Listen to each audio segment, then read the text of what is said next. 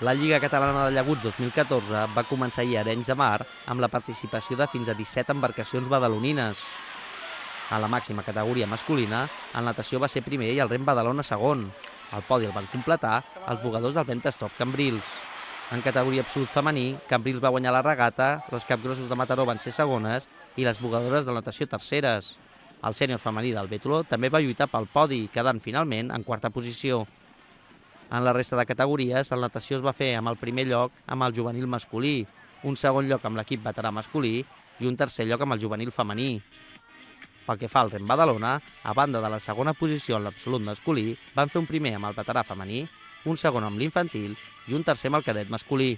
És el primer cop que et trobes cara a cara amb la resta d'equips competidors i la veritat és que va anar molt bé. Tots els equips, la veritat és que van treure bons resultats i quan diuen els bascos, ahí estamos, ahí arriba, que és important, seguir lluitant i tirar endavant i a veure què passa a la següent, però lluitar cada regata és una lluita, tornar a començar i som-hi, vull dir, seguir treballant.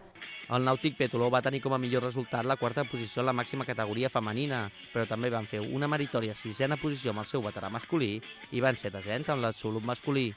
La propera regata de la Lliga serà el 15 de juny a Lloret de Mar i no serà fins a mitjans de juliol quan la Lliga arribi a aigües badalonines.